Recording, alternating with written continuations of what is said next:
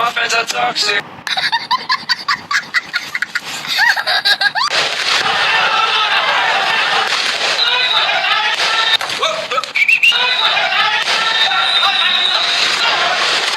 বাপনদাকে বলছি next world cup জিততে হলে এই মালটাকে ধরে জাতীয় দলে পড়েন।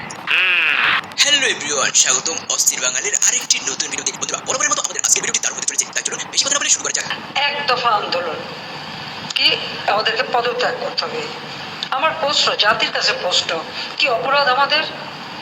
আমরা কি অপরাধটা করেছি? বাইরে আমারও ঠিক একই প্রশ্ন। এই কতটুকু সম্মান করবে সেটাই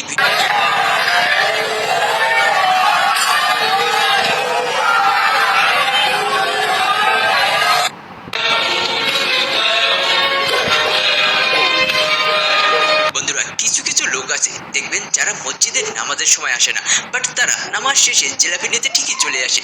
ঠিক একই কাণ্ড করেছে আমাদের রাফসানদার লিটল ভাই। তাই তো স্টুডেন্টরা এটা কোনোভাবেই মেনে নিতে পারছিল না। যে সময় থাকার কথা ছিল সে সময় তার খবর ছিল না, বাট এখন এসেছে বোধ ভাইরে, কাম সারছে, পুলিশের গুলি খতম। আর এদিকে তো রিজার্ভের অবস্থাও 12টা বেজে গেছে। তাহলে এই যুদ্ধে পুলিশকে কি বুলেট বিক্রি করতে হবে? জানি না। পুলিশ আছে, গুলিয়ানোর ব্যবস্থা করেন, গুলিয়ানোর ব্যবস্থা করেন। পুলিশ আছে, গ্রেনেড আছে, গ্রেনেড শুধু সামগ্রেনেড ছাড়া কিছু নাই। মার খাবি? মারবো? তোমাকে মার দেবো?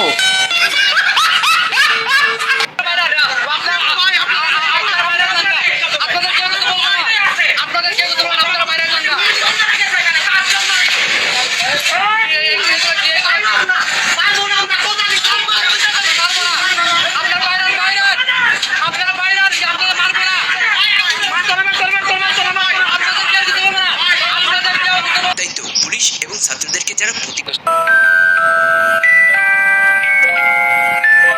আপনারা কাদের উপর ভরসা করে ছাত্রদের উপর গুলি চালিয়েছেন? এবার বুঝুন ঠেলা। কথা কিন্তু ভাই সত্য, বর্তমানে পুলিশের থেকে রিকশাওয়ালার সম্মান অনেক।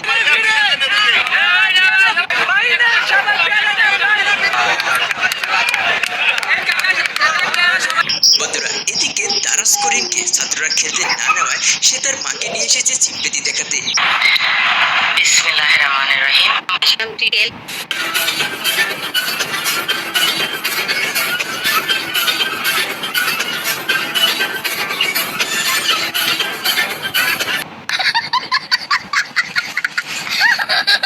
বন্ধুরা, একদিন আগেও এজন্যই বলে যে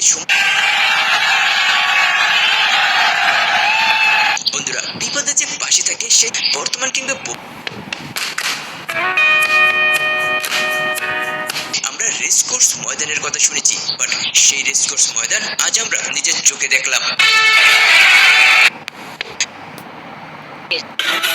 যে সংকটময় পরিস্থিতির সৃষ্টি হয়েছে, সেই দায়টা নিজের কাঁধে নিয়ে ভবিষ্যৎ প্রজন্মের ছাত্রছাত্রীদের কাছে ক্ষমা চেয়ে আমরা জননেত্রী শেখ হাসিনাকে নিরাপদ রাখার জন্য তরুণ প্রজন্মের কাছে আমি করজোড়ে ক্ষমা প্রার্থনা করছি। ক্ষমা চাইলে কি আর ক্ষমা করে দেওয়া যায় প্রিয়? এত সহজেই ক্ষমা এক পথে নুন ভাত খাওয়া অনেক মজাদার, অনেক